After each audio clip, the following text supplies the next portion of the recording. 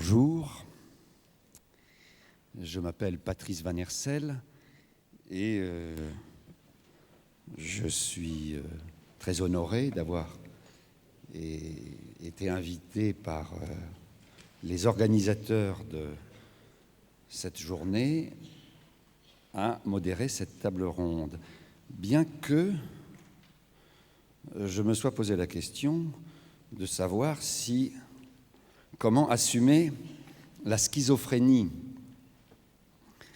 qui est forcément la nôtre, particulièrement quand on est, comme moi, journaliste.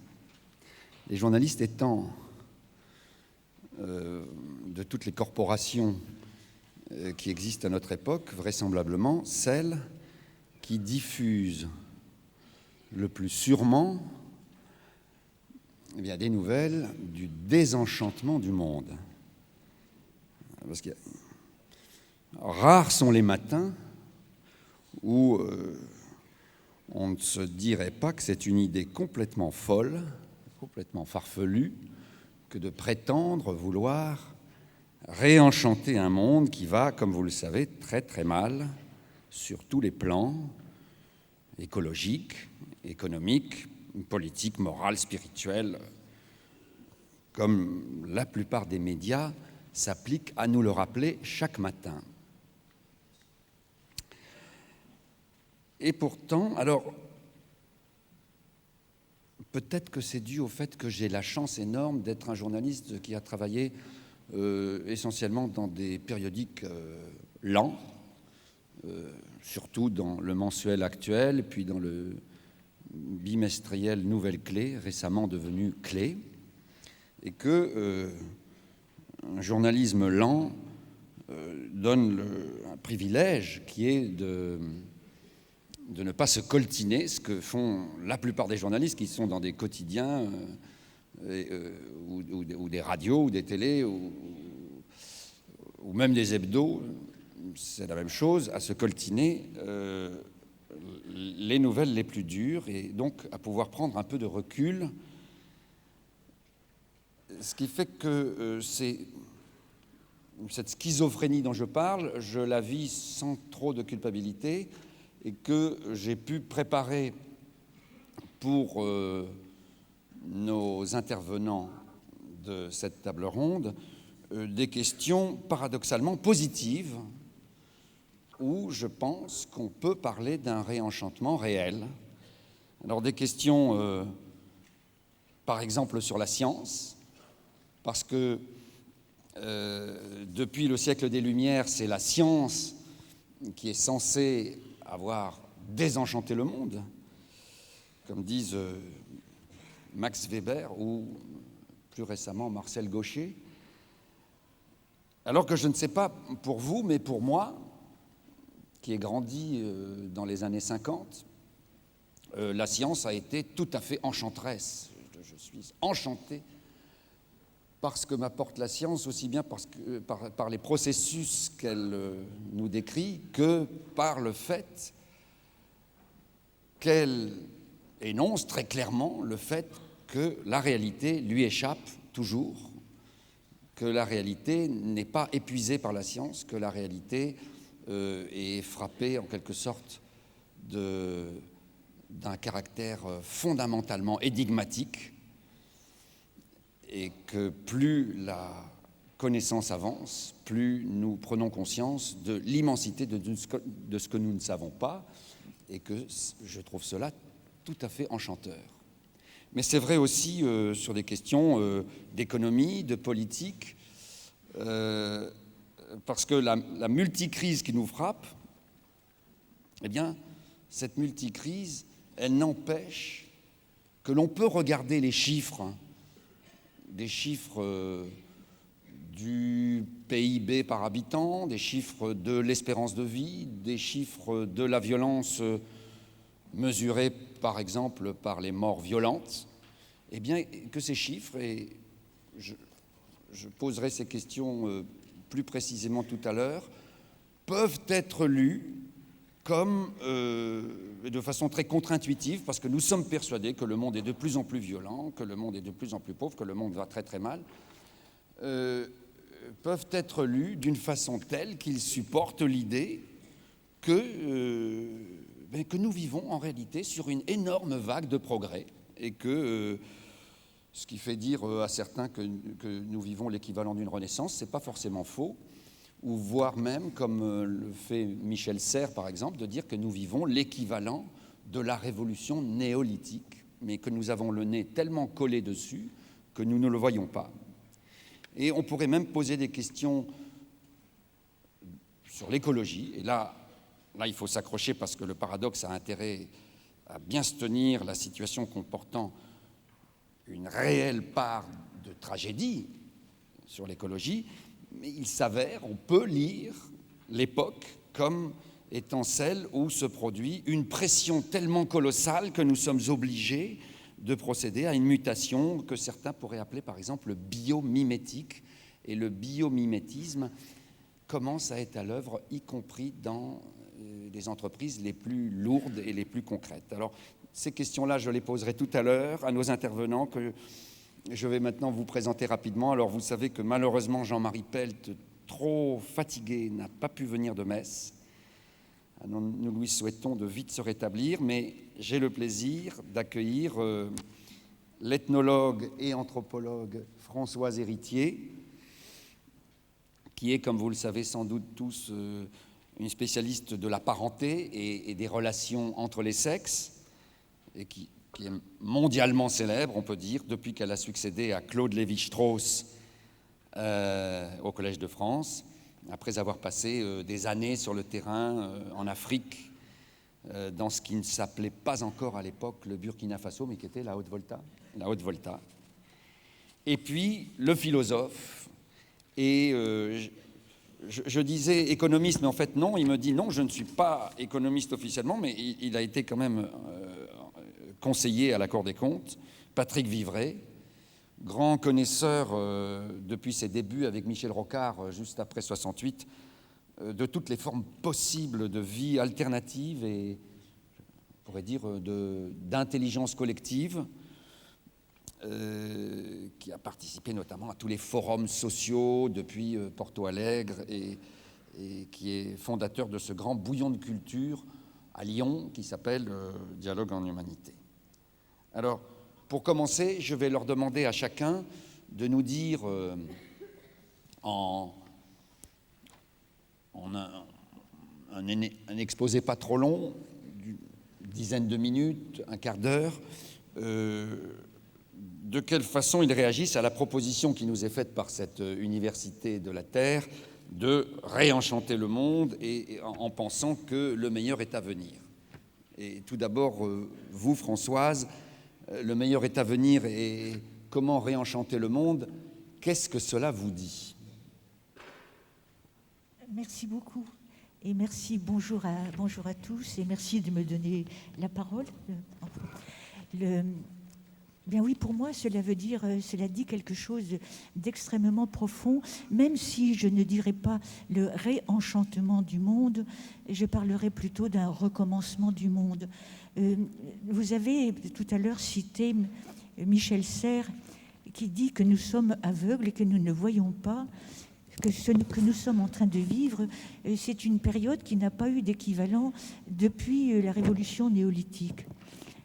Oui, mais j'irai beaucoup plus loin encore. Je dirais que nous sommes en effet, et sans le savoir, dans les prémices, dans les aubes, dans les débuts d'un recommencement complet du monde, c'est-à-dire qui nous ramène non pas simplement au néolithique, mais à ces temps les plus obscurs du paléolithique, où nos ancêtres hominiens, Homo sapiens, pour tout dire, ont eu, eux, à concevoir, à donner du sens au monde auquel qu'ils voyaient sous leurs yeux et qu'ils ont construit en interprétant au moyen de leur sens et de leur cerveau ce qu'ils voyaient.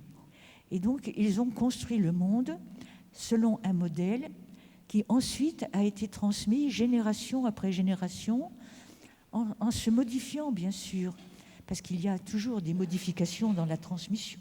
La transmission d'un savoir est continuellement modifiée par l'augmentation de ce savoir. Et pour moi, en effet, le savoir n'est pas négatif, au contraire extrêmement positif, car il a servi, notamment dans le domaine qui m'occupe et qui me fait parler d'un recommencement du monde, il a servi d'ailleurs à faire comprendre que, aux origines, nos ancêtres ne pouvaient pas, n'avaient pas les moyens d'appréhender le réel tel qu'il était. Bon. Et c'est le savoir qui s'est développé par la suite qui nous permet maintenant d'appréhender, je ne dis pas le monde tel qu'il est, mais de l'appréhender mieux que la manière dont nos ancêtres pouvaient l'appréhender, parce qu'il y aura encore d'autres découvertes qui sont à venir. Alors, de quelle découverte je parle? Ben, je dirais, encore une fois, parce que je me situe dans un domaine très particulier de ce recommencement du monde, et je parle du domaine qui touche à la reproduction de notre espèce, ce que nous appelons la procréation, et qui prend tellement d'importance dans notre vie à l'heure actuelle, avec justement les transformations techniques autour des procréations médicalement assistées. Mais la procréation, nous ne savons exactement, nous ne connaissons son mécanisme que depuis, disons, la possibilité qui a été faite par l'invention de l'optique, que là aussi nous pouvons dater, qui nous permet d'aller au cœur de l'intime. Eh bien, cette compréhension date seulement de la découverte des ovules et des spermatozoïdes qui a eu lieu à la fin du XVIIIe et du XIXe siècle seulement, et au début du XIXe siècle seulement. Et il a fallu encore un siècle, au XIXe, avant que l'on s'accorde pour dire qu'il y avait une part égale de l'ovule et des spermatozoïdes dans la transmission des caractères génétiques à l'enfant. Donc, vous voyez, c'est une révélation extrêmement récente. Or, qu'est-ce qui s'est passé au début de l'humanité? Eh bien, au début de l'humanité, naturellement, nous n'avons pas de preuves concrètes, de preuves objectives. C'est simplement à travers l'analyse, disons, de certaines trouvailles, et notamment grâce à l'ADN, je pourrai en parler plus tard si cela intéresse, de certaines trouvailles du paléolithique, mais également grâce à l'analyse des mythes, des contes, toute une série de récits qui nous sont parvenus par la tradition orale, que je peux me fonder à faire ce type d'hypothèse. Donc, qu'est-ce qui s'est passé aux origines du monde? Eh bien, nous avons affaire à une espèce qui commence qui est dotée de la pensée et de la parole, très peu nombreuse. Je lisais hier dans un article récemment publié dans une revue scientifique américaine qu'on était peut-être, à l'époque dont je parle, c'est-à-dire il y a 200 000 ans, on n'était peut-être pas plus de 10 à 15 000 individus en train d'errer lamentablement sur la terre africaine dans des petites régions. Et donc, que se passe-t-il pour ces petits groupes de chasseurs-collecteurs qui se posent des questions sur eux-mêmes et sur leur entourage? Ils observent que toutes les espèces sont différentes les unes des autres, mais qu'elles sont parcourues par une même différence, toujours la même, il y a du mâle et du femelle. Ils observent que, curieusement, les femelles se reproduisent à l'identique, mais que les mâles, non, ne peuvent pas, avec leur propre corps, faire des corps semblables à eux-mêmes. Mais qu'en revanche, les femelles, elles font de l'identique et du différent. C'est-à-dire, elles font des filles et des garçons. Alors, je passe sur tout ce qui touche autour de la notion d'identique et de différent, qui aura beaucoup d'influence ensuite sur la constitution de nos espaces cognitifs, pour m'en tenir à ça. Mais il se trouve qu'il y a une troisième observation, qui est celle de la transmission de substances. C'est-à-dire qu'ils observent aussi que pour que les femelles aient des enfants, il faut qu'il y ait une transmission spermatique, un passage d'une substance du mâle à la femelle. Et le résultat de la cogitation autour de cette question, à quoi servent les mâles dans la reproduction de l'espèce, si les femmes avaient la capacité toutes seules de faire de l'identique et du différent, bien, la réponse à cette question, c'est non, les femmes n'ont pas la capacité de le faire toutes seules. Ce sont les mâles qui, par le coït, mettent les enfants ou les fils dans le corps des femmes. Et donc, le corps des femmes est quelque chose qui, par la nature, par les dieux, par les génies, par les ancêtres, on ne sait trop quoi, mais en tout cas, qui est mis à la disposition des hommes pour qu'ils puissent y cultiver leurs propres fruits. Et c'est à partir de cette constatation qui fait du corps des femmes une propriété à l'usage du corps des hommes, et donc un objet d'échange, que vont s'instaurer toute une série de règles du jeu social qui est fondée sur la prohibition de l'inceste, qui font que les mâles s'interdisent de toucher à leurs filles et à leurs sœurs pour les échanger contre les mêmes filles et sœurs des mâles d'autres groupes consanguins, ce qu'on appelle l'exogamie, l'obligation de se marier à l'extérieur.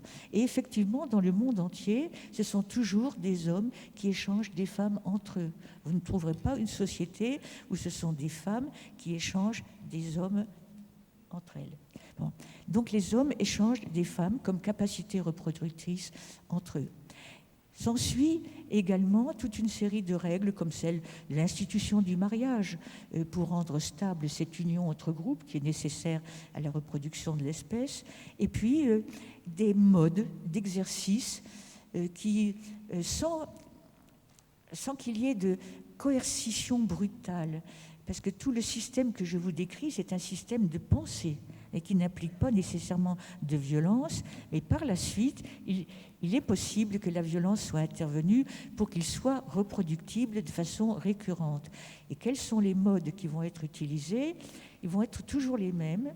Ce sont l'impossibilité pour les femmes de disposer librement de leur corps. Et rappelez-vous que c'est très récent dans notre histoire, y compris française, que les femmes ne soient pas données en mariage par les membres masculins de leur famille. Bon, au XIXe siècle encore, les filles étaient mariées sans qu'on leur demande véritablement leur choix. Bon. Donc les femmes ne peuvent pas disposer du libre choix de leur conjoint, du libre choix du nombre de leurs enfants et du moment où les avoir, parfois du libre choix de se soigner, et c'est encore vrai pour une partie de l'humanité. Donc elles ne sont pas des individus dotés de droits juridiques au même titre que les hommes. Ça, c'est une première méthode. La deuxième, c'est l'impossibilité d'accéder au savoir. Parce que le savoir est considéré ce qui ouvre au libre arbitre, à la critique et à l'émancipation. Et là aussi, les filles payent un lourd tribut pour encore à l'heure actuelle dans cet accès au savoir.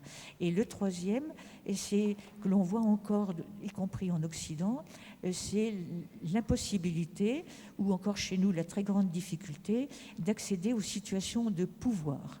Et ces trois manque de liberté par rapport à l'usage de son propre corps, manque d'accès au savoir, manque d'accès au pouvoir, sont liés entre eux par une cordelette extrêmement serrée. Et cette cordelette extrêmement serrée que l'on va trouver, qui est nécessaire et qu'on trouve dans tous les systèmes de pensée de toutes les sociétés du monde, elle est faite de ces stéréotypes, jugements de valeur négatifs, clichés, préjugés, que l'on considère généralement comme l'écume des choses, mais qui est en fait la traduction par le langage fondamentale des racines de cette valence différentielle des sexes. Or, toutes les sociétés ont été fondées sur ce modèle. Aucune n'y a échappé. Il y a une sorte de transcription volontariste qui a été faite génération après génération de ce modèle jusqu'à nos jours. Il a de plus servi de modèle, ce modèle de domination, pour tous ceux que nous connaissons, que nous avons connus historiquement et que nous continuons de connaître. Les modes, son mode de perpétuation, vous les retrouvez dans le rapport du maître et de l'esclave, vous les retrouvez dans le rapport du colonisateur au colonisé, dans le rapport du patron à l'ouvrier, dans tous les rapports de domination. Bon, on pourra en reparler si vous voulez. Et c'est en ce sens qu'il est fondateur que cette domination première, ce système hiérarchique premier établi au cœur de la différence, a été le moteur de toutes les sociétés du monde. Or, je pense, et c'est en ce sens que mon intervention se place dans le cadre du réenchantement du monde, mais comme je l'ai dit plutôt du recommencement du monde, que nous avons la chance de vivre une période qui non seulement nous remet en situation de refaire ce qui a été fait autrefois, mais non pas simplement en nous situant à l'époque du néolithique, mais en remontant beaucoup, beaucoup plus loin encore, à une époque plus ancienne, où nous avons créé toutes les armatures du social, et nous sommes en train de mettre à mal un certain nombre de ces armatures, un certain nombre de butoirs pour la pensée, ne serait-ce que la catégorie du sexe, et en ce sens, nous sommes en train de, disons, à l'aube d'un recommencement véritable du monde. Et je dois dire pour moi que, effectivement, la perspective de ce genre de choses que je ne verrai pas, il est possible qu'aucun de nous ne voit dans sa réalisation, parce qu'il y faut du temps, mais en tout cas, cela m'enchante, oui, personnellement.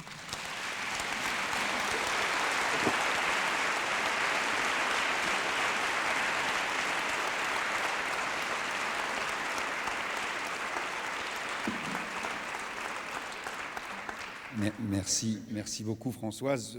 Ce que vous avez dit là éveille évidemment toutes sortes de questions, mais on va commencer par se tourner vers Patrick et lui demander, alors, bon, nous avons soif de réenchantement, parce qu'un monde désenchanté nous semble tout simplement mort. Le monde ne chante plus. Mais cette demande de réenchantement est-elle raisonnable? Oui, si on entend le mot raison, y compris au sens de Pascal, de raison du cœur, pas simplement si on est dans la raison mentale. Simplement, si on applique notre raison mentale au terme réenchantement, désenchantement, il faut quand même ne pas se laisser piéger par l'expression célèbre de Max Weber, parce que, à mon avis, Max Weber a plus parlé du désenvoûtement du monde, ce qui était plutôt un élément positif, que du désenchantement.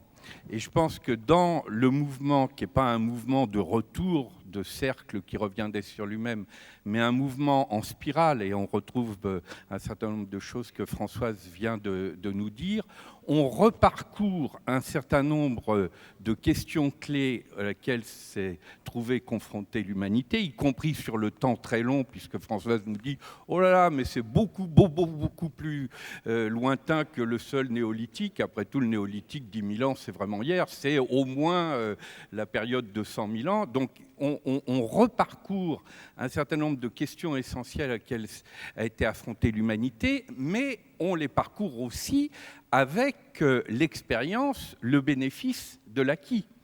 Et dire aujourd'hui, nous avons besoin d'un nouvel enchantement. Hein, le mot « re » peut créer une confusion parce qu'il donnerait l'impression d'une espèce de retour. Bon. Non, nous avons à intégrer la part positive des acquis de la modernité. Et quelle est la part positive des acquis de la modernité? Elle est du côté de l'émancipation. Elle est du côté, non pas du désenchantement, mais du désenvoûtement. Hein, c'est-à-dire la capacité à arrêter de croire qu'on est dans des logiques de peur parce que derrière le tonnerre, il y a un Dieu, parce que derrière tous les éléments qui nous inquiètent, il y a des puissances magiques dont il faut se protéger. Ça, c'est de l'envoûtement. Et se sortir de l'envoûtement, ça a été un vrai progrès dans l'histoire de l'humanité. Et ça reste aujourd'hui un vrai progrès.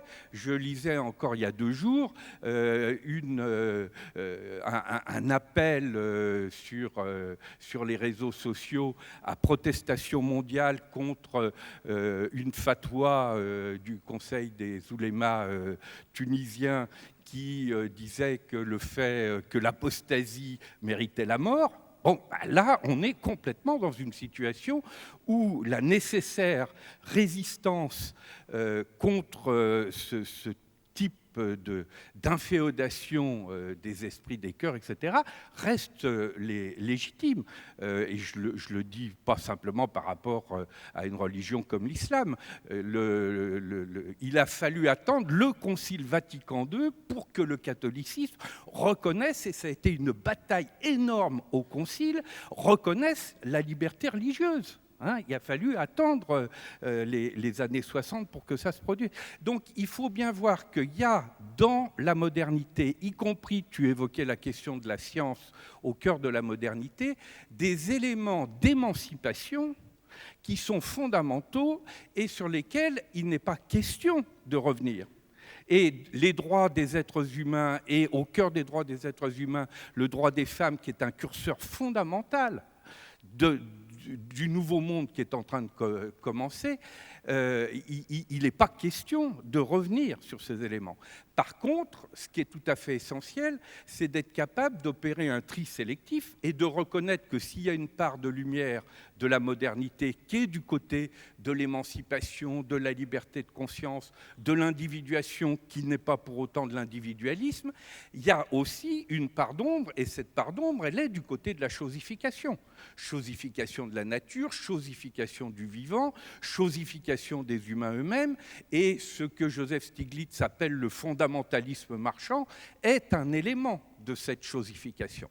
Donc reconnaître cette part d'ombre de la modernité et rentrer en dialogue, mais un dialogue qui soit à la fois exigeant et ouvert avec les cultures et les sociétés de tradition, y compris en notre propre sein. Parce que là aussi, il y a une part de lumière qui est magnifique, et cette part de lumière, on peut la décrire à travers le terme de reliance, parce que la reliance à la nature, la reliance aux rapports sociaux, le lien social, on dirait en termes contemporains, la reliance aux questions du sens, c'est-à-dire le fait que les questions de l'essentiel, celles-là même que les premiers humains ont commencé à se poser quand est apparue la conscience de la mort et que du coup la question du sens a commencé à se poser. Donc la reliance aux questions du sens, elle est aussi fondamentale. Et très souvent, effectivement, les sociétés modernes ont abandonné cette triple reliance. Mais dans ce rapport à la fois ouvert et exigeant, il faut aussi dire qu'il y a une part d'ombre dans les sociétés, les civilisations de tradition, et qu'à côté de cette reliance, il y a de la dépendance. Parce que le lien social, il peut se transformer en contrôle social. Le rapport au sens, si le sens se fait identitaire et excluant du sens des autres, ça donne de l'intégrisme et du fondamentalisme. Et vous pouvez même avoir un rapport tellement intégriste et fondamentaliste à la nature que vous vous autorisez de ne plus rien bouger, y compris quand ce serait pour des transformations positives. Donc je crois beaucoup que dans ce recommencement qui peut être effectivement un élément qui revisite le chant dans sa plus belle expression et qui donne à l'humanité la possibilité de dire « nous avons la possibilité à la fois de nous planter ». Après tout, l'humanité risque la sortie de route. Tu évoquais la question de la schizophrénie dans ton intervention liminaire.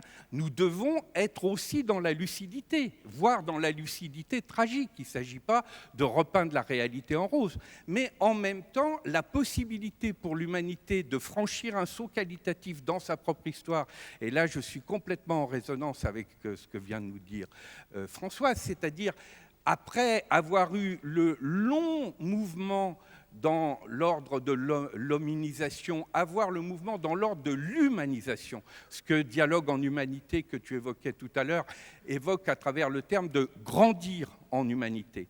Le fait de dire notre humanité, même si elle a 200 000 ans, est une espèce incroyablement jeune par rapport à d'autres espèces. Et cette espèce incroyablement jeune, d'une certaine façon, elle risque la mortalité infantile.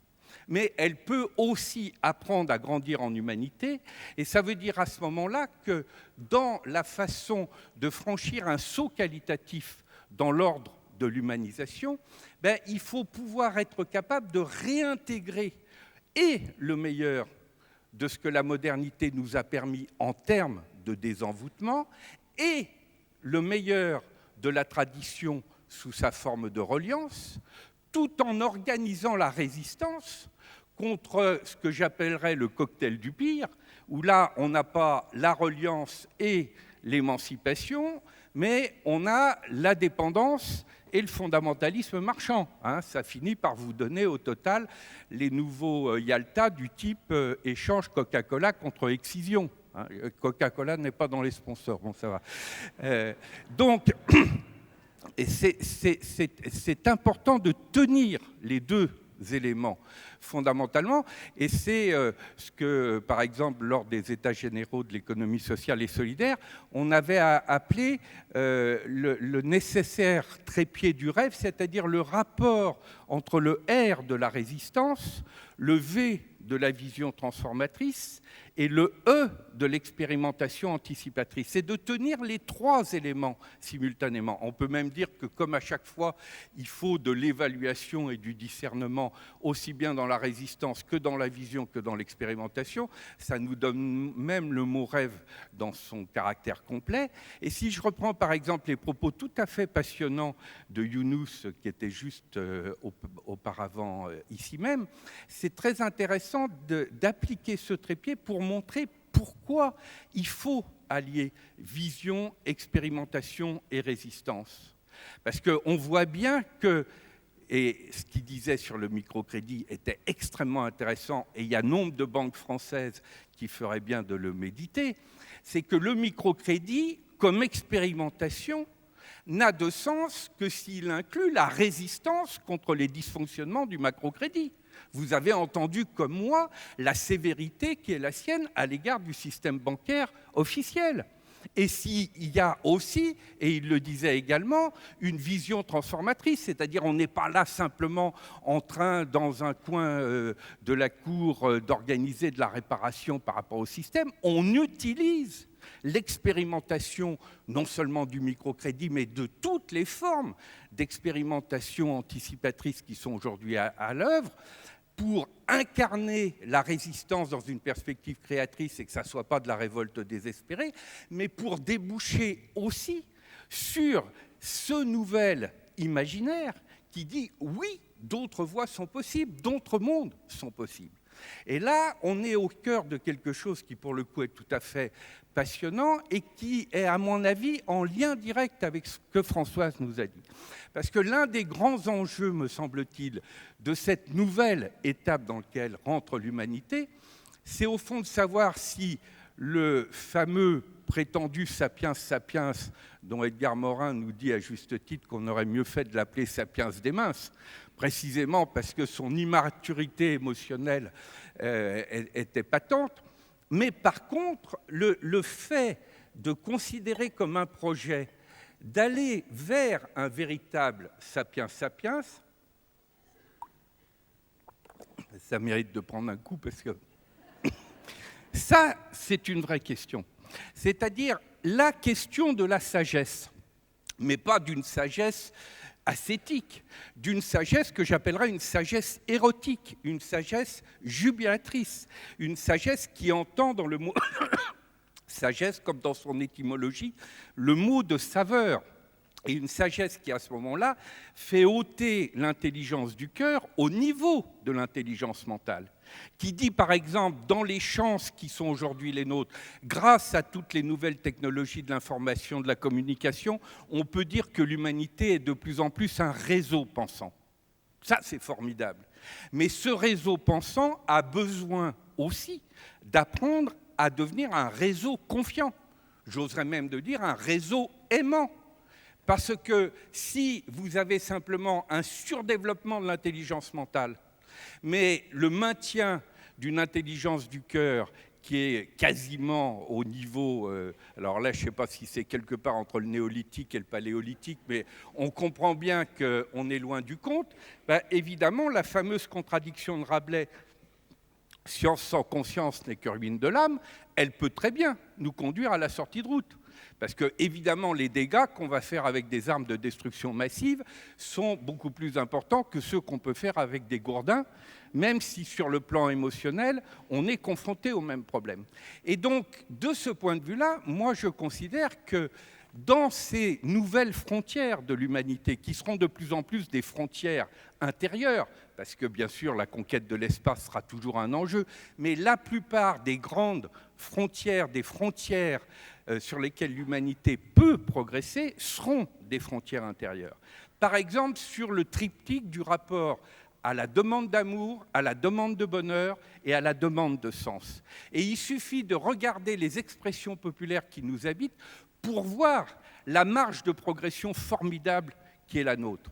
Parce que regardez, par exemple, l'amour dans nos expressions populaires est associé à la chute. Tomber en amour, tomber amoureux. Le bonheur est associé à l'ennui. Les peuples heureux n'ont pas d'histoire. Ils furent heureux, ils eurent beaucoup d'enfants. Tac, ça y est, l'histoire s'arrête. Bon. Ah, bon. Et le sens est associé à la guerre. Bon. Comment voulez-vous avoir des stratégies transformatrices, avoir des perspectives positives pour le devenir de l'humanité, qui nous permettent, y compris parce que nous avons les moyens de plus en plus, comme le disait déjà Hannah Arendt, dont on reparle aujourd'hui, il y a un beau film qui est en train de sortir, et Hannah Arendt, dans La condition de l'homme moderne, elle posait cette question fondamentale de sortir des sociétés du travail pour aller vers des sociétés de l'œuvre, c'est-à-dire, et c'était un point qu'évoquait aussi Younous, c'est-à-dire le droit de tout être humain à être maître de ses projets de vie, le droit de tout être humain à faire de sa vie une œuvre, à devenir artiste de sa propre vie. Mais nous ne pouvons réaliser ce projet-là, qui pour le coup est un formidable projet passionnant, que si nous faisons aussi la démonstration que le triptyque sinistre de la chute de l'amour, du bonheur et de l'ennui et du sens et de la guerre, que nous sommes capables de le surmonter. Et là, c'est y compris, ça c'est pas simplement pour demain, c'est dès aujourd'hui. C'est-à-dire de regarder partout où il se démontre qu'on peut progresser en qualité d'amour, et aussi bien dans les rapports interpersonnels que dans les rapports sociaux, que le bonheur est tout sauf de l'ennui, mais que c'est au contraire dans l'art de vivre à la bonne heure une qualité de présence et d'intensité de vie, et que la pluralité des traditions de sens, à condition justement de ne pas être dans le sens identitaire et excluant, mais d'être dans le pluralisme et la tolérance, que la pluralité des traditions de sens est une chance formidable pour l'humanité et une source possible d'élévation en qualité de sagesse. Donc voilà, si on se situe dans cette direction, là, moi je sens bien les choses, et l'alternative à la sortie de route, elle est possible. Yeah.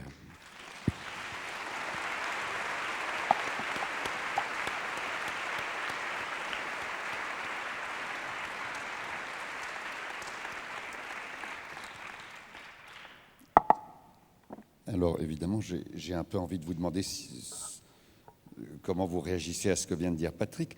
En même temps, j'ai une ou deux questions assez précises par rapport à ce que vous avez dit tout à l'heure. Ou par rapport à ce que vous m'avez dit pendant qu'on préparait cette intervention. Je vous posais la question non pas d'un mythe, mais d'une rumeur qui est très persistante et qui consiste à dire que avant les sociétés patriarcales, il y aurait eu des sociétés matriarcales et que d'une certaine façon, il faudrait retrouver un équilibre. Et vous m'avez dit pas du tout. Vous m'avez dit que ça n'a jamais existé. Vous confirmez ? Ah oui, je confirme. Je confirme. Le matriarcat, l'idée du matriarcat est un mythe au sens plein du terme. Et il se trouve que les mythes, bon, ils ont pour fonction, disons pour une de leurs fonctions, si ce n'est la fonction première, c'est de justifier l'état du monde dans lequel on vit par un état antérieur qu'il a fallu renverser, qui était mauvais, qu'il a fallu donc renverser. Et donc cet état dans lequel on vit, c'est un état où les hommes dominent économiquement et politiquement, ont donc la haute main sur la société. Et nous trouvons donc des mythes dans différentes sociétés. Je ne dis pas nécessairement dans toutes, on n'en a pas trouvé partout, mais on en trouve un nombre suffisant de mythes qui expliquent qu'avant, donc, le monde marchait mal parce qu'il était sous la domination féminine. Et alors, ce sont des mythes, par exemple, je pense à celui qu'on trouve chez des Indiens de Terre de Feu qui ont maintenant disparu. Mais ces mythes ont été rassemblés par un ethnologue allemand à la fin du 19e siècle et qui raconte comment, avant, donc, les femmes vivaient dans des maisons de femmes. Il faut vous dire que les hommes vivent généralement dans des maisons des hommes où ils se font servir par les femmes et ils rencontrent les épouses pour les besoins sexuels, les besoins alimentaires et des choses de genre, mais ils vivent entre hommes. Bon. Mais là, c'était donc une situation inverse. Les femmes vivaient entre elles dans la maison des femmes Elle dominait et les hommes étaient à leur service. Et de manière considérée comme ignominieuse, il leur apportait la nourriture en rampant, car ils avaient très peur d'elles, parce qu'ils pensaient qu'elles étaient dotées de pouvoirs terrifiants, manifestés par le son des rhombes, des instruments de musique, de bois. Ça, c'est ce qu'on raconte. C'est ce qu'on raconte, c'est le mythe qui raconte ça. Et un jour, il y a un homme plus courageux que les autres qui, au lieu de disposer le plat qu'il apportait pour la nourriture de son épouse à la maison des femmes et de partir en courant, reste à côté et il entend les femmes à la fois se goberger et puis se moquer des hommes et de leur crédulité et il comprend que les rhombes ne sont pas les ancêtres qui rugissent, mais ces instruments qui tournoient. Et donc il prévient ses congénères masculins, ils font un complot, ils tuent toutes les femmes, sauf les toutes petites filles, qu'ils élèvent différemment pour pouvoir les épouser quand elles seraient grandes, et ils renversent la situation. C'est comme ça que le monde a été sauvé. Et c'est comme ça que le monde a été sauvé. Que le monde est devenu meilleur. Voilà. Mais il y a toutes sortes les rumeurs disent aussi il y a des rumeurs très positives, disant que du temps de la déesse mère, les choses allaient bien mieux. Non, mais il n'y a pas. Non, elles ne disent pas que du temps de la déesse. Non. Il n'y en a pas qui disent ce genre de choses. Et d'ailleurs, la déesse mère, elle est représentée non pas comme étant la représentation du pouvoir, mais comme étant justement la représentation de ce mystère qui fait que les femmes font les enfants des deux sexes. Donc on est toujours dans cette même problématique. Mais si on reste dans le registre mythique, pour vous faire comprendre que c'est toujours par rapport à quelque chose qui fonctionnait mal, vous avez d'autres mythes à l'autre bout du monde, par exemple en Nouvelle-Guinée, où on vous explique qu'avant, on en revient à la question de l'œuvre et de la création, les femmes avaient le pouvoir créateur. Elle était capable de créer le savoir et les techniques, et qu'elles avaient créé notamment les arcs et les flèches, qui étaient nécessaires dans un monde de chasseurs où on vit du prélèvement sur la nature. Simplement, on considère qu'il leur manque ce caractère réfléchi et rationnel qui est le propre de la masculinité, et que donc, ayant inventé l'arc et les flèches, elles s'en servent de travers. Au lieu de tirer devant elles et de tuer le gibier, elles tirent derrière elles et elles tuent leurs enfants. Oh. Et donc, il a fallu, là aussi, les déposséder de leur pouvoir et donc s'en emparer. On légitime ainsi la mainmise des hommes sur les techniques inventées par les femmes. Vous en avez plein de mythes de cette sorte. Mais la réalité vraie, c'est qu'il n'y a jamais eu de société qu'on appelle de matriarcat, c'est-à-dire où le pouvoir, ce qui serait l'inverse du patriarcat, où le pouvoir est aux mains des hommes. Il n'y a jamais eu de société où le pouvoir était aux mains des femmes. Ça, c'est vrai. Ce qui existe et qui a alimenté cette rumeur dont vous parlez, mais qui est une rumeur journalistique, pas une rumeur scientifique, c'est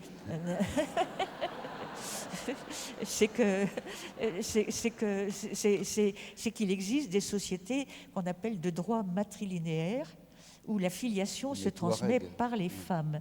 Mais ça ne veut pas dire pour autant que les femmes y ont le pouvoir. Ça veut dire que dans ces sociétés, les hommes l'ont, mais non pas en tant que père et que mari, mais en tant que frère et que oncle maternel. Ce qui est pas. D'accord. Mais ça ne veut pas dire pour autant ça, qu'elles ont le pouvoir. Ça, c'est le passé. Maintenant, si nous nous projetons dans l'avenir, oui. Est-ce qu'on peut visualiser, nous, dans Clé, dans le prochain numéro, on fait un papier qui est tout à fait courant, qui existe déjà aux États-Unis à plusieurs reprises, à savoir, aujourd'hui, dans nos pays, il vaut mieux naître fille. Ce n'est pas le cas partout, on le sait très bien. Naître fille dans un tas d'endroits du monde, c'est encore épouvantable. Mais il y a tout de même un renversement fondamental, peut-être irrésistible, inexorable. Est-ce que vous pouvez... Vous pouvez rêver, visualiser une société où le rapport entre les sexes serait différent, serait rééquilibré? Oui. Ben, écoutez, il y a bien des systèmes religieux où l'on remercie chaque matin, où un homme remercie chaque matin son Dieu du bonheur de ne pas l'avoir fait femme. Mais bon. Non, c'est vrai? Oui. Bon. Donc, on a vécu sur cette idée qu'après tout, c'était un malheur que de naître femme. Et c'est vrai que, pour reprendre mon évocation du début de l'humanité, ça s'assoit aussi sur des des explications de type proprement psychologique. Il y a dans cette espèce de satisfaction immédiate, presque animale, de se dire qu'on a un corps qui est épargné de tous les tourments de la grossesse, de l'accouchement, enfin, et de tous les tracas qui s'en suivent. Bon, il y a ce genre de choses. Alors que maintenant, on dise que c'est un bonheur que de naître femme. Pour moi, j'ai toujours trouvé, en ce qui me concerne, dans mon expérience privée, que je jouissais d'un immense privilège d'être née femme. C'est vrai, oui. Je ne le regrette absolument pas.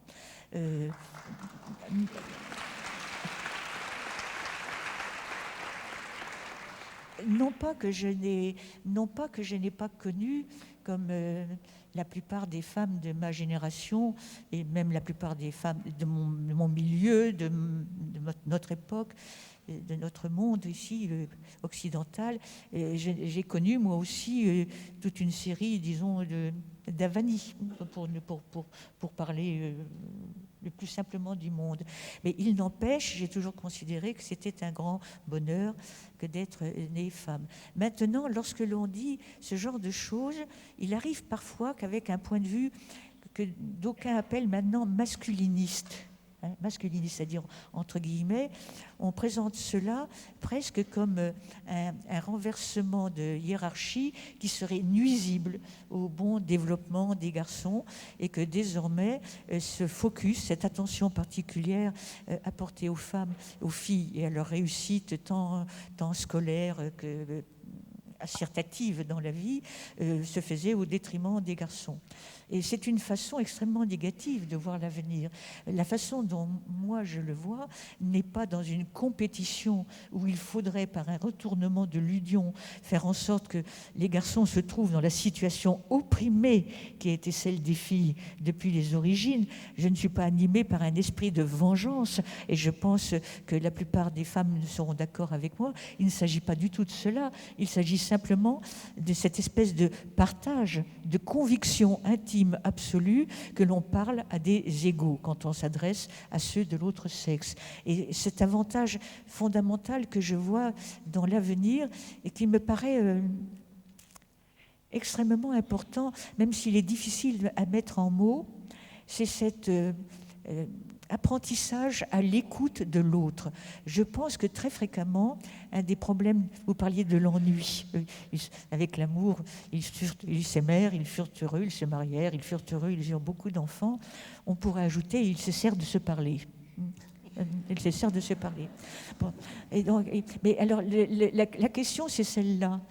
Est-ce qu'il faut continuer à cesser de se parler, à cesser de s'écouter, à cesser de s'entendre, à cesser de prendre en considération ce que l'autre dit et pour lequel on est tout ouïe quand on est amoureux, ou tout au moins on croit l'être.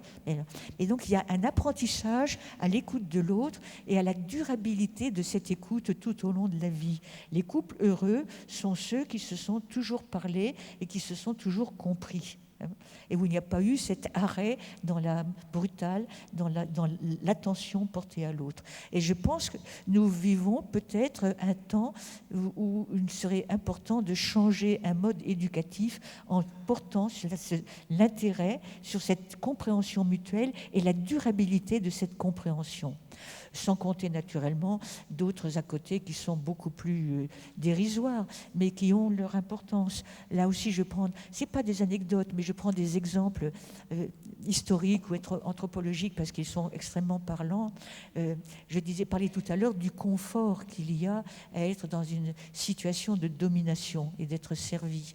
Bon, eh bien, la première mention écrite que j'ai trouvé de la chose, c'est dans un papyrus égyptien qui date, disons, du 3e millénaire avant Jésus-Christ, et où un philosophe s'adresse à un homme et lui dit: si tu es dans ta maison, qui est bien tenue, bien balayée par ta femme, qu'il y a une cruche à l'entrée remplie d'eau fraîche, et que tu as soif, tu peux tendre le bras et te servir à boire, il n'est pas nécessaire de l'appeler. Donc ça veut dire déjà Ce bonheur d'être servi se voit dans les petites choses. Bon, à partir du... Il dit bien tout. Si tu es dans ton confort, ta maison bien tenue, bien balayée, avec ta cruche pleine, n'appelle pas ta femme, tu peux quand même tendre le bras. Eh bien, je trouve ça extraordinaire, parce que ça montre bien où se situe le bonheur de la domination et cette absence d'écoute et cette absence d'attention. Et c'est cela qui est en train, qu'il convient de faire disparaître par l'attention pour Théophile. Exactement. Merci.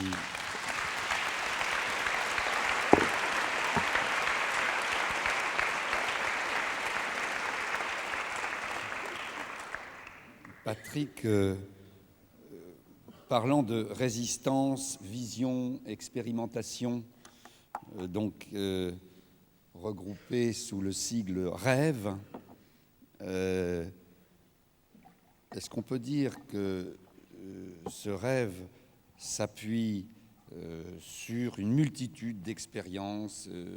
Tout à l'heure, François Lemarchand parlait de toutes ces initiatives. Toi-même, tu es sans cesse par monts et par vaux, sur tous les continents, d'ailleurs, à recenser toutes sortes d'initiatives dans toutes sortes de domaines qui viennent de la base. Mais il n'est pas interdit pour autant je te pose la question, est-il interdit pour autant d'essayer de voir des choses de manière globale? Je te parlais l'autre jour d'un certain nombre de données venant par exemple du statisticien suédois Hans Rosling ou du psychologue de MIT Steve Pinker, qui rejoint ce que dit l'historien français Robert Münchenbled. Ces gens-là, ils font quoi? Ils rassemblent des données sur plusieurs siècles. Les plus frappants, c'est parce que c'est une vidéo, on peut la voir si vous faites Hans, H-A-N-S, Rosling, R-O-S-L-I-N-G, sur Google, vous tombez tout de suite sur sa vidéo sur YouTube. Ce type et son équipe a rassemblé je ne sais combien de dizaines de milliers de données concernant je crois que c'est plus de 100 pays, enfin la plupart des pays du monde, en fait ça recouvre tous les continents, sur 2 siècles, en prenant le PNB ou PIB par habitant et l'espérance de vie. Et il montre, alors vous voyez, c'est une vidéo, c'est une animation qu'il a faite, où on voit en abscisse et en ordonnée, on a donc ces 2 données, PIB par habitant et espérance de vie.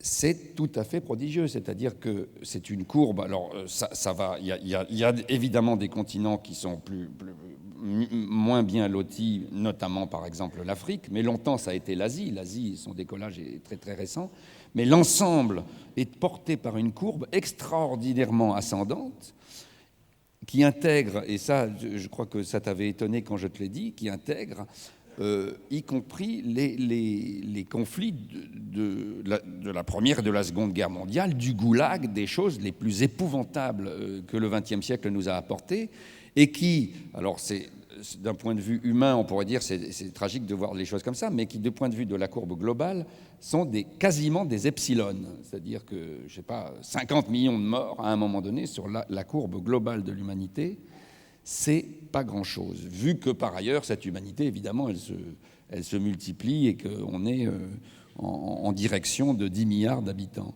Alors, ces données-là, Steve Pinker, lui, fait la même chose, ou Münchenbled le fait la même chose. Il avait publié « Histoire de la violence » il y a quelques années déjà, où il disait, si on réfère la violence à la mort violente, à la mort...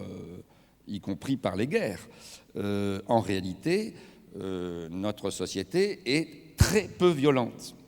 Alors j'entends bien il y a en moi-même des hurlements, je veux dire, parce qu'en disant elle est violente autrement, elle n'est pas violente en tuant, mais en tuant elle l'est.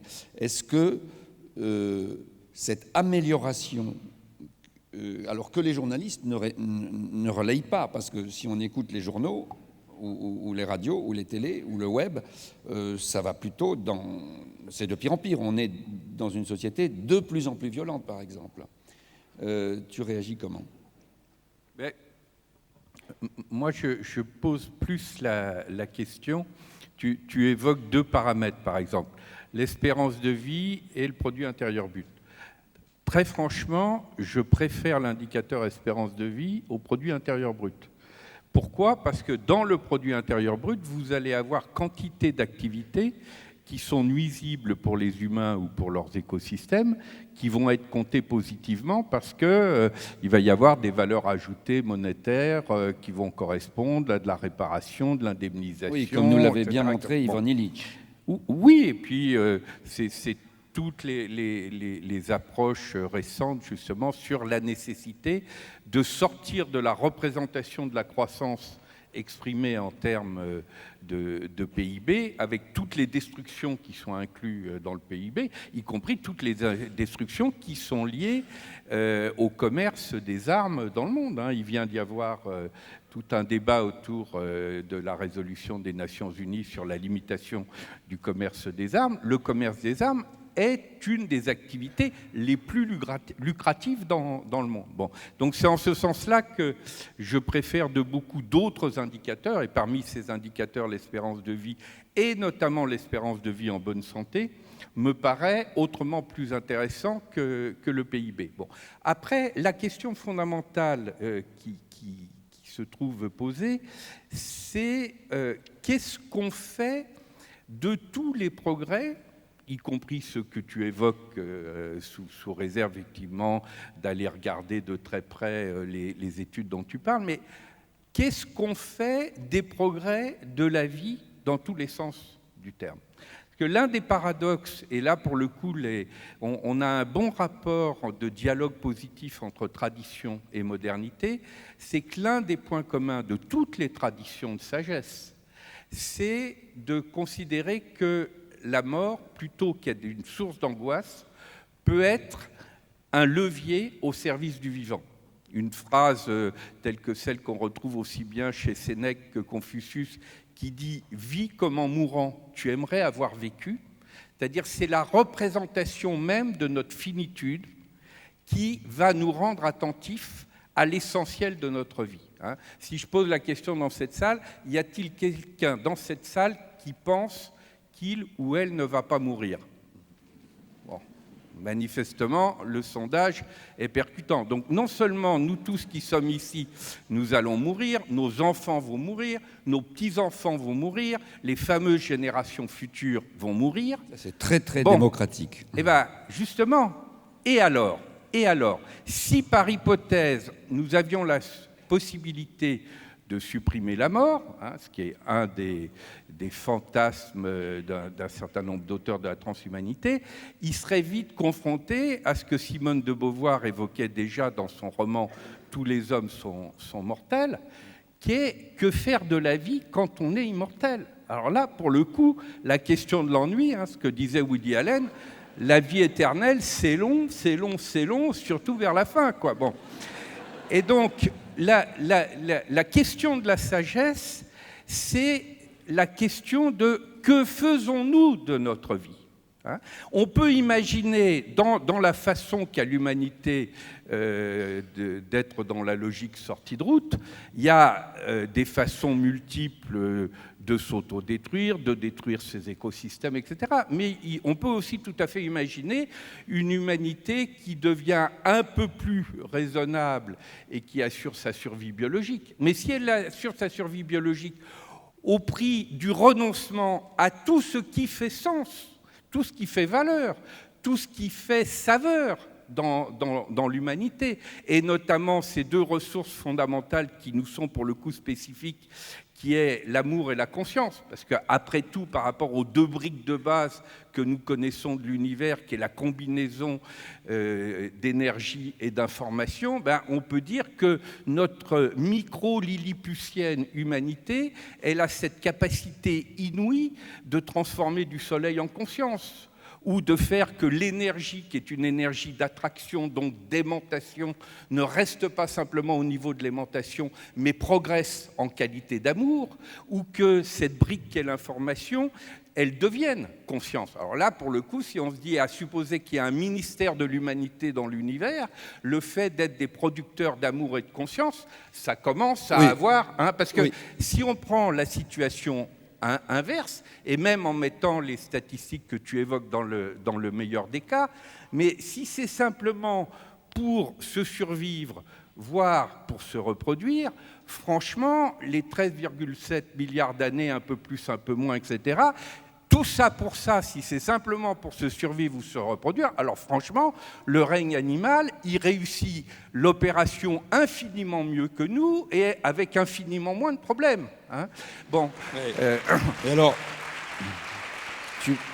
tu m'avais dit, je crois, un jour, le projet communiste a été quand même un projet grandiose. Le problème, c'est qu'il pensait qu'on pouvait obliger les gens à s'aimer. Oui, c'est ça. Ça, c'est très intéressant parce qu'au passage, vous savez, il y avait, après la chute du mur de Berlin, comme souvent les dessins en disent plus que les longs discours, il y avait un dessin qui résumait bien l'énorme malentendu post-chute du mur de Berlin. Parce que vous aviez d'un côté un dissident libéré qui criait « on a gagné, on a gagné ». Et là, tout le monde sent bien la vibration de la liberté. Et puis, de l'autre côté, vous aviez un de ces spéculateurs que dénonçait Younous tout à l'heure, qui, confronté à un SDF, lui disait « on a gagné, on a gagné ». Bon, c'est tout le malentendu sur la chute du communisme. Parce que le communisme ait échoué dans sa part d'ombre, dans sa part de dictature, dans sa part de bureaucratie, dans sa part de totalitarisme, etc., évidemment, c'est une bonne nouvelle. Par contre, quand on regarde, pas simplement le communisme, parce que toutes les traditions qui ont porté la justice sociale, le socialisme utopique, etc., et d'une certaine façon, toutes les grandes traditions spirituelles, de la compassion bouddhiste à l'amour chrétien, en passant par la miséricorde musulmane, portent la question de l'amour. Simplement, et là je dis que l'une des erreurs anthropologiques du communisme, indépendamment de la question anthropologique majeure que n'a pas traité Marx, qui est la question de la démocratie et du pouvoir, mais c'est justement d'avoir été idéaliste sur la question de l'amour. L'amour ne va pas de soi. Hein, quand Camus dit dans La Peste « Ces humains aux prises avec leur pauvre et terrible amour ». L'amour ne va pas de soi. Et comme le disaient les Grecs, comme la toute première forme d'amour, celle qui ne reconnaît pas encore l'altérité, celle qu'on va trouver par exemple chez le petit nourrisson qui n'a pas encore accédé à l'altérité et qui va avoir tendance à vivre sa forme d'amour comme une absorption, une espèce de fusion-acquisition d'autrui, s'il n'y a pas progression de la porneia vers toutes les formes d'amour qui vont reconnaître l'éros, que ce soit la philia du côté de l'amitié, que ce soit la tendresse, que ce soit l'éros, que ce soit l'agapé comme capacité de don inconditionnel. Si nous ne nous élevons pas en qualité d'amour, si nous restons au stade de la porneia qui ne reconnaît pas l'altérité, c'est pas simplement dans les rapports interpersonnels. Au passage, d'ailleurs, le terme pornographie, c'est pas du tout de la sexualité hard, c'est quand l'autre est considéré comme pur objet sexuel, c'est-à-dire il n'y a pas de progression de l'altérité.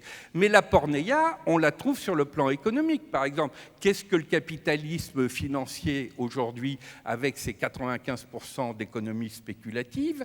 C'est ce qu'on peut appeler de la pornocratie économique. Il n'y a pas de reconnaissance de l'altérité. Si vous n'êtes pas compétitif, si vous êtes du côté des perdants, vae victis. Et alors, est-ce que le meilleur est à venir? Mais le meilleur, oui. Enfin, parce que tu disais tout à l'heure, on est une espèce très jeune, de toute façon. Mais alors là, c'est à une échelle énorme. C'est-à-dire, non, c'est pas forcément l'avenir. Ça peut être demain matin. Et d'ailleurs, tu évoquais toute la question de toutes ces initiatives qui se passent dans le monde entier. Lisez par exemple un bouquin formidable, là pour le coup on cite des journalistes qui sont capables de parler d'initiatives créatrices. Lisez ce livre formidable de Bénédicte Magnier qui s'appelle 1 million de révolutions tranquilles.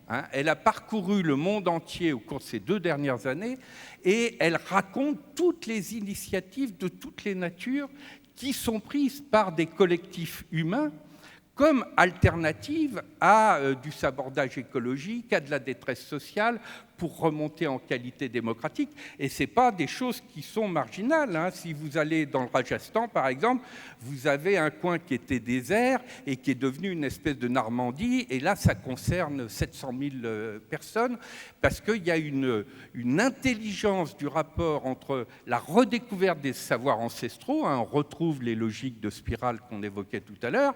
Donc, à la fois la redécouverte de ce qu'il peut y avoir de meilleur dans la tradition et des savoirs ancestraux, et en même temps, grâce aux réseaux sociaux, une diffusion qui fait que ce sont des milliers, des dizaines, des centaines de milliers de personnes qui se les approprient, là où à une autre époque, ça serait resté limité à quelques centaines. Alors, le meilleur est possible si on va dans cette direction-là, si on s'assemble, si on s'organise. Il vient d'y avoir un forum social mondial à Tunis. Tu évoquais les dialogues en humanité qui se passent maintenant, y compris à Salvador de Bahia, qui se passe à Bangalore, en Inde, tu y as fait partie, qui se passe un petit peu partout dans le monde. Toutes ces initiatives sont des moments de reliance entre justement tous les acteurs qui disent, écoutez, le voyage en humanité est un voyage trop passionnant et trop beau pour le laisser à des prédateurs, que ce soit des prédateurs du côté de l'argent, des prédateurs du côté du pouvoir ou des prédateurs du côté du sens. Parce qu'on n'a pas suffisamment évoqué l'enjeu spirituel. Il faut bien voir, l'enjeu spirituel est un enjeu fondamentalement positif. Le fait que l'humanité se pose la question du propre sens de sa vie et de sa mort n'est pas simplement une question individuelle et privée, c'est aussi une question collective. Oui, mais sur le terrain du sens, vous avez aussi ce qu'un grand sage de ce temps, récemment décédé, Arnaud Desjardins, avait appelé le problème du matérialisme religieux. Et le religieux, il est dans cette ambivalence entre les deux éléments. Il a sa part de lumière qui est du côté de la quête spirituelle, qui est du côté de l'émerveillement, de la contemplation, du contact avec le mystère de l'invisible, dont parlait Stéphane Hessel, que François Lemarchand, à juste titre, a salué tout à l'heure. Ça, c'est le meilleur du religieux, qui est du côté de la contemplation, du merveilleux, du mystère, etc. Et puis, il y a aussi la part de peur qui est du côté de la logique sacrificielle. La première source de la monnaie, j'avais été amené à étudier ça quand je faisais la mission Reconsidérer la richesse, n'est pas du tout économique, elle est religieuse, c'est-à-dire quand on a peur de ces dieux courroucés, pour rétablir les termes de l'échange, qu'est-ce qu'on va faire? On va leur donner ce qu'on a de meilleur, et ce qu'on a de meilleur, c'est d'abord du sacrifice humain. Et puis ensuite, de sacrifice d'animaux, mais comme figure du sacrifice humain. Et donc, si on est du côté de la peur et du côté du sacrifice, on a les fatwas dont je parlais tout à l'heure. Si on est au contraire du côté de la qualité d'émerveillement face au mystère de l'univers, alors à ce moment-là, on est dans une quête spirituelle. Et ça rejoint aussi ce que disait tout à l'heure Françoise, l'une des mutations souterraines aujourd'hui les plus passionnantes qui est à l'œuvre, c'est la question du féminin spirituel. Regardez la façon dont des femmes clés sont aujourd'hui en train de revisiter, y compris la question de la quête spirituelle. Regardez des femmes comme Etty Lezoum. Relisez même, personne n'aurait tendance à penser à ça, lisez les lettres de prison de Rosa Luxembourg. Voyez dans les lettres de prison de Rosa Luxembourg, quelques mois avant d'être assassinée, non seulement l'extraordinaire qualité de présence écologique qu'on n'avait pas repérée, mais aussi l'ampleur des questions spirituelles. Revoyez comment, au cœur du christianisme, le personnage de Marie-Madeleine redevient central. Revoyez dans l'islam comment, en fait, c'est Khadija qui joue le rôle central dans le discernement du prophète. Alors ça, oui, c'est du côté de l'espérance. Formidable.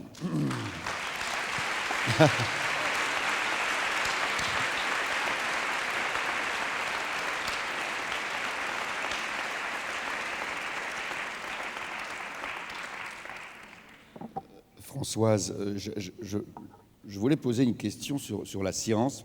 Parce qu'en septembre paraît un livre d'un biologiste britannique, je ne sais pas si vous connaissez Rupert Sheldrake, mais Rupert Sheldrake publie, enfin la traduction sort en septembre, qui s'appelle « Réenchanter la science ».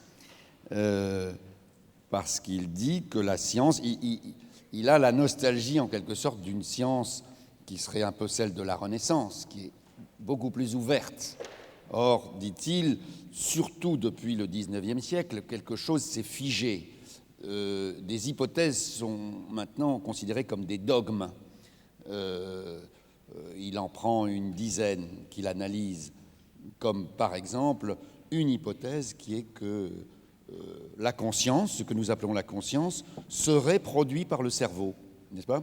C'est considéré comme un dogme, c'est-à-dire qu'aujourd'hui, en science, si vous vous pointez dans une université et que vous prétendez qu'on n'en est pas sûr, à mon avis, vous vous faites jeter. Alors que rien ne le prouve. Rien ne le prouve, c'est simplement une hypothèse de travail. Est-ce que vous pensez que la science aurait intérêt elle-même à se laisser réenchanter, en quelque sorte? Bien sûr, à une question comme celle-là, je ne peux répondre que oui, mais je me pose quand même la question de savoir si véritablement elle a perdu de sa capacité d'enchantement. Et si la science est véritablement, comme semblerait l'indiquer cet auteur, et ce que vous en dites, une suite de doxa. Or, il y a toujours ce risque. Le risque à courir, c'est-à-dire qu'on s'installe dans une doxa. Mais je ne crois pas qu'il y ait d'exemples.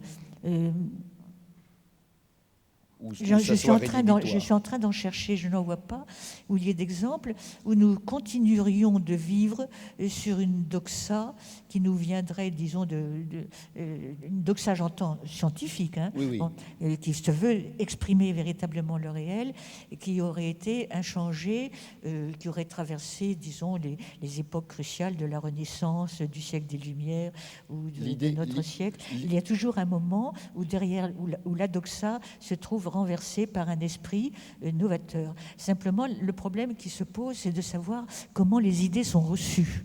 Bon, je postule pour ma part que la plupart du temps, enfin, comment m'expliquer ? Je postule que tout ce qui un jour aura droit de citer dans la pensée existe nécessairement déjà, puisque un jour ce sera rendu possible. Donc il y a dans le ciel des idées des choses fondamentalement possibles qui n'ont jamais été pensées. Jamais été pensées. Et puis un beau jour, à cause justement de ce travail de fourmi de la science, qui fait que soit de façon continue, soit avec des bonds, qui à un certain moment font changer de registre, tout d'un coup, quelque chose qui n'avait jamais été pensé devient pensable. Parfois, c'est par un seul individu. C'est le fameux Eureka, mais il y en a bien d'autres. Tout d'un coup, quelqu'un met en liaison un certain nombre de faits, ce que personne n'avait fait, et il en tire une conclusion. Bon. Alors, la plupart du temps, mal lui en prend. Je veux dire, celui qui a une idée nouvelle... Oui, la dérive des continents... On accepte extrêmement mal. On éclate de rire pendant plusieurs décennies. Absolument. C'est très très mal pris la plupart du temps. Parfois, certains y ont laissé leur vie d'ailleurs.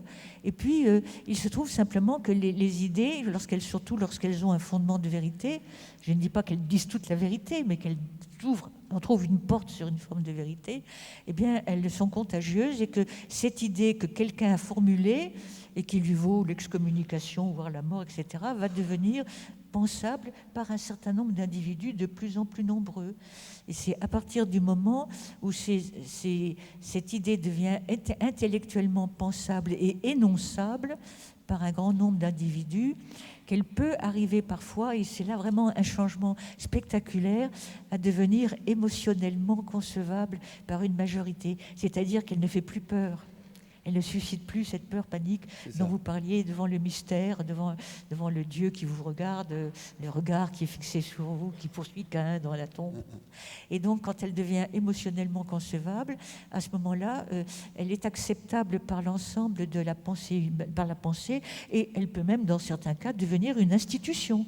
Et alors, une institution qui risquera à son tour de devenir une doxa.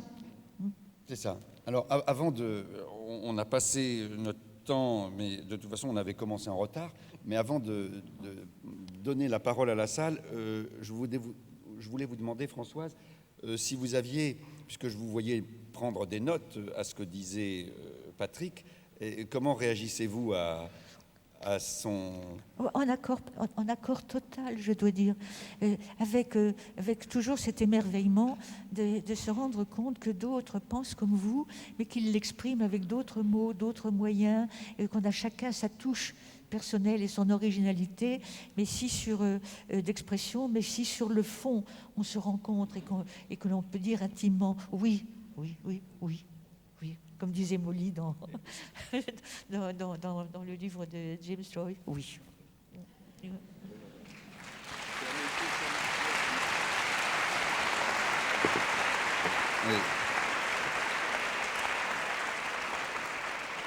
Alors, est-ce que je me trompe ou il y a des étudiants oui, il y a une étudiante. Il y a une étudiante. Et que nous écoutons. Alors, bonjour. Allez-y. C'est bon? Oui, okay. Parlez peut-être un peu fort. Alors, donc je m'appelle Marie, je suis étudiante, et donc je fais partie d'une génération qui est souvent considérée comme pessimiste. Et je voulais savoir, selon vous, quels sont les leviers qui existent et sur lesquels on peut agir pour redonner espoir et optimisme à une génération comme la mienne? Pour redonner de l'espoir à sa génération. Qui veut répondre?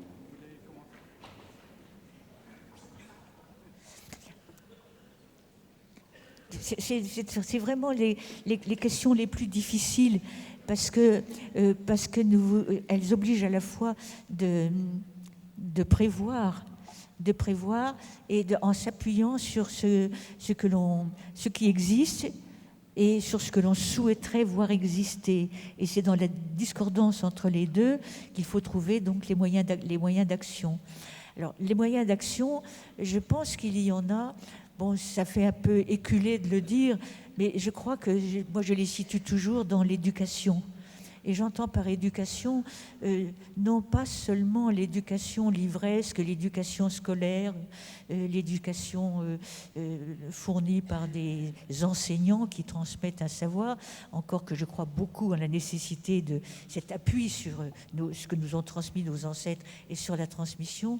Mais je pense à l'éducation tous azimuts, celle qui nous vient dans la famille, de la rue, des médias, des lectures, des bandes dessinées, enfin de tout ce qui frappe l'imaginaire de l'enfant. Et donc, plaider pour une éducation, ça veut dire d'abord plaider pour la transformation aussi de ceux qui éduquent. Et c'est pour cela que les choses sont lentes à faire, c'est que nous ne pouvons pas d'un coup de baguette magique insuffler une sagesse totale dans les esprits de tous les éducateurs. Donc cela peut se faire aussi que progressivement au fil des générations. Mais donc ce qui me paraît important, c'est de faire passer des messages assez vite, puisqu'on parle beaucoup d'éducation civique, d'éducation morale, de laïcité, d'éducation à la laïcité à l'école. Je crois qu'on pourrait revenir sur ce que j'ai dit tout à l'heure, sur la nécessaire attention portée à autrui, et sur cette prise et sur ce que j'appelle moi la vigilance. Ouvrir les individus dès leur enfance à la nécessaire vigilance par rapport à leurs propres réactions, leurs propres actions, leurs propres comportements, et à essayer toujours de débusquer Ça paraîtrait invivable, mais en fait, ça devient une seconde nature quand on s'y efforce à toujours débusquer ce qui, dans votre façon d'agir, relève moins de votre initiative et de ce que vous pensez que de la conformité à la règle. Et cela, c'est quelque chose que l'on peut enseigner. Là aussi, je prends des exemples de psychologie ou d'ethnologie assez classiques, mais pour vous montrer ce que je veux dire. Dans des expériences de psychologie, on fait sur la motricité, on fait appel à des mères qui viennent avec leur bébé de 6 à 8 mois et on leur demande on voit les bébés tout seuls et on regarde s'ils sont capables de ramper. S'ils sont capables de ramper et à quel degré sur une planche qu'on oriente vers le haut et vers le bas. Or, il apparaît qu'à cet âge-là, garçons et filles réussissent à peu près de la même manière. Bon. Et puis, on fait entrer les mères et on refait l'expérience, mais en demandant cette fois-ci aux mères de moduler leur action, de moduler eux-mêmes l'angle de la planche en fonction de ce qu'elles pensent que leurs enfants peuvent faire. Et l'expérience montre qu'elles augmentent les capacités de leurs fils de 30% et les capacités de leurs filles, elles les diminuent de 30% environ. Écoutez, c'est-à-dire que les mères auraient en quelque sorte été le moteur d'une sélection naturelle. Ça veut dire qu'elles deviennent le sélecteur aussi et l'opérateur d'un certain type de reproduction, d'un ordre tel qu'elles se l'imaginent, d'une plus grande vigueur et d'une plus grande capacité motrice des enfants mâles par rapport aux enfants de sexe féminin. Bon, c'est cette vigilance-là à laquelle j'appelle. Bon, alors, un autre exemple, mais qui est pour vous faire bien comprendre ce que je veux dire, et qui me vient de l'exemple remarquable, je dois dire, de sincérité d'un professeur, un pédiatre qui s'appelait Alexandre Makovsky, qui est mort maintenant, qui était un grand pédiatre, et qui, lors d'une visite dans des hôpitaux africains, prenait des enfants qu'il relevait du sol où ils étaient sur des nattes pour les examiner. Et le jeune médecin qui l'accompagnait lui disait à chaque fois de quoi souffrait l'enfant.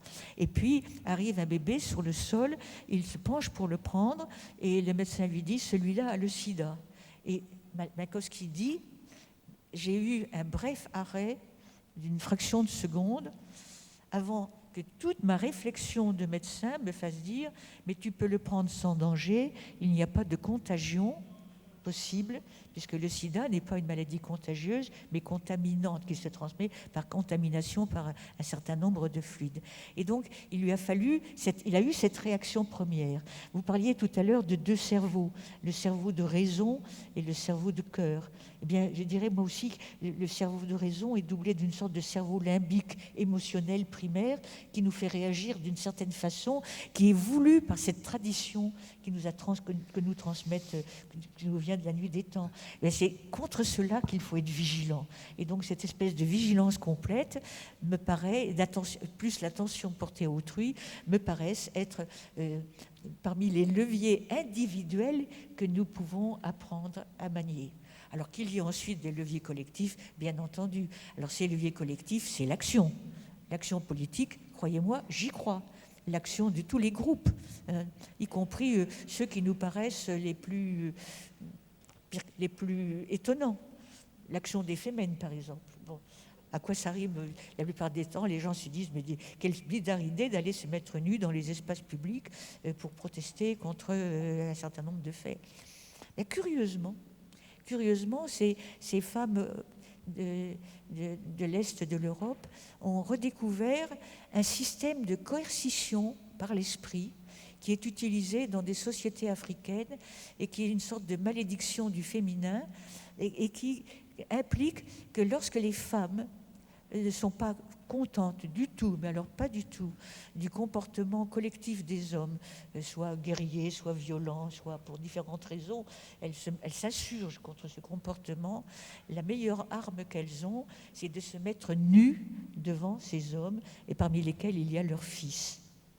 Et donc c'est parce que l'idée qui est en tête, c'est de dire qui est très profonde, je crois, sur un plan analytique, c'est de se dire que si tout le monde sait qu'il va mourir, et tout le monde sait qu'il est né d'un corps de femme, c'est une autre chose que de se voir montrer et de se dire « je suis née de ce ventre-là, de ces seins-là et de ce sexe-là ». Et quand elles le font, elles dépassent des limites qui ne sont pas supportables par l'esprit humain.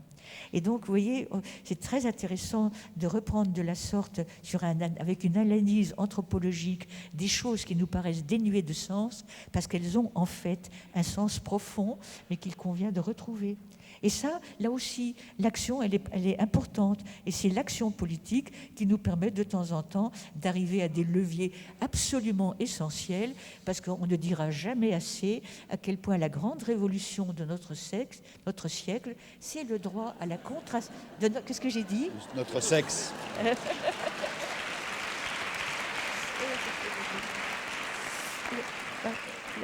La grande révolution de notre siècle, c'est d'avoir eu enfin le droit à la contraception.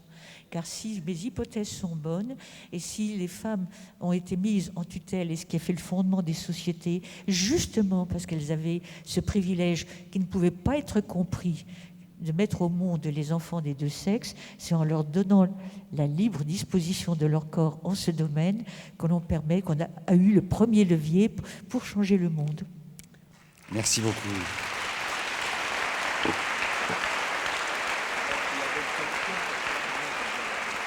Bon, évidemment, il y a toutes sortes de questions, mais Patrick voulait répondre lui aussi à l'étudiante. En fait, tu nous réponds à tous, d'une certaine façon.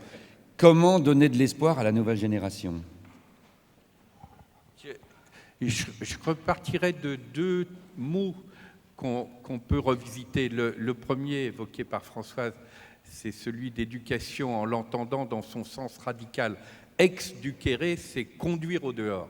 On peut presque dire que c'est le contraire de la formation. C'est permettre à des êtres humains de se tenir debout, d'accéder à l'autonomie. Pour reprendre toutes les grandes traditions de sagesse, leur point commun, c'est va vers toi-même. Et ça vaut pour une personne individuelle, mais ça vaut tout autant pour une génération. La confiance dans sa propre énergie de vie. Et l'autre mot qui mérite d'être revisité, c'est le mot de métier. Parce que le mot de métier, il est beaucoup banalisé, mais en fait, le mot métier, il a le même sens que celui que Hannah Arendt donne au mot œuvre. Métier, c'est un mot qui vient du compagnonnage, qui est la contraction de deux mots latins, le ministère et le mystère. Le ministère, c'est le service, et un métier, c'est un ministère mystérieux, c'est un service mystérieux. Et pourquoi mystérieux ? Parce que si c'est un métier manuel, il va être dans l'ordre de la transformation de la matière. La transformation de la matière renvoie au mystère de la nature, et si c'est un métier relationnel, il renvoie au mystère de la relation à autrui. Et donc, l'axe du métier, qui est un mot infiniment plus fort que des mots comme job, emploi ou que travail, parce qu'en plus, avec la signification étymologique de travail comme instrument de torture et qui renvoie à du labeur, à de la dépendance et à de la nécessité, eh bien, le métier, il est sur l'axe, non pas du « qu'est-ce que vous faites dans la vie », mais sur l'axe du « que faisons-nous de notre vie ». Et je pense qu'un des enjeux passionnants pour les générations à venir, c'est que nous avons la possibilité de sortir de la civilisation du labeur pour aller vers des civilisations de l'œuvre et du métier. Ou si on veut à tout prix utiliser le mot travail, il faut le faire, comme le disait André Gortz, en distinguant à ce moment-là le travail contraint et le travail choisi. Parce que si on se place dans cette perspective, eh bien, ça change complètement la fameuse question de l'emploi. Tant qu'on croit que l'emploi, c'est simplement une activité qui est créée par des entreprises ou en tout cas des organisations et qu'on est des demandeurs d'emploi, eh bien, cette situation-là, elle nous mène à l'impasse. Il est vrai, et ça c'est déjà la situation actuelle, qu'à eux seuls, 3 pays, la Chine, l'Inde, le Brésil, pour reprendre cet exemple fameux, pourraient à eux seuls être la ferme du monde, l'atelier du monde et le bureau du monde. Vous avez de plus en plus un temps libéré sur le travail et l'emploi au sens classique du terme. Et la grande question, c'est qu'est-ce qu'on fait de ce temps libéré? Et ce temps libéré, il n'est pas du tout pour se tourner les pouces. Et d'ailleurs, si je vous fais faire l'expérience de « allez-y, tournez-vous les pouces », ça ne va pas durer plus d'1 minute. Rien n'est plus ennuyeux que de se tourner les pouces. La grande question de l'être humain, c'est d'utiliser cette libération sur le labeur pour aller du côté de l'œuvre, pour aller du côté du métier. Et à ce moment-là, tout être humain, par exemple, a au moins un métier matriciel de base dont vont dépendre tous les autres, qu'on peut appeler par exemple un métier de chef de projet de notre propre vie. Et c'est l'intérêt de la société, notamment par l'éducation, mais aussi dans les bifurcations de vie, de permettre à des êtres humains d'avancer dans la question de ses choix de vie, parce qu'une personne qui n'arrive pas à exercer son métier de chef de projet ou de chargé de projet de sa propre vie, non seulement cette personne se détruit elle-même, mais les dégâts collatéraux qu'elle fait autour d'elle vont coûter très cher à la société. Et là, le mot « coût », vous pouvez l'écrire pas simplement COUTS, mais aussi COUPS. Ce sont des coûts de maltraitance. Si on raisonne en ces termes, eh bien, ce que Edmond Baird, dans un article des années 75, disait à la une du Monde sur le chômage zéro, et qui aujourd'hui serait considéré comme le comble de l'utopie et de l'idéalisme, devient à ce moment-là possible. Pour reprendre une expression que j'aime bien d'un sociologue, ce sont les offres de compétences à vivre. Nous ne sommes pas des demandeurs de jobs, nous sommes des offreurs d'œuvres, des offreurs de compétences à vivre et de véritables chambres des métiers. Il y a une réforme du Pôle emploi à faire en ce sens-là. De véritables chambres des métiers sont des espaces où on accompagne des personnes ou des groupes pour les aider à trouver la question de ce qui fait œuvre, de ce qui fait sens de leur propre vie. Et ça veut dire au passage qu'il faut arrêter d'associer les questions de revenus aux seules questions d'emploi et de travail. C'est tout le débat sur le revenu de vie. On a besoin d'un axe qui garantit à tout être humain qu'il ne va pas basculer dans la détresse sociale et que par conséquent, en termes de revenus de base et en termes de protection sociale de base, il ne basculera pas dans la détresse sociale, mais que cette énergie créatrice ainsi libérée, eh bien, il peut aussi la consacrer à des activités qui sont des activités d'œuvre et pas forcément de job. Ça, personnellement, je trouve que ce couple éducation-métier, entendu au sens fort du terme, c'est un champ absolument passionnant pour les générations à venir. Merci Patrick.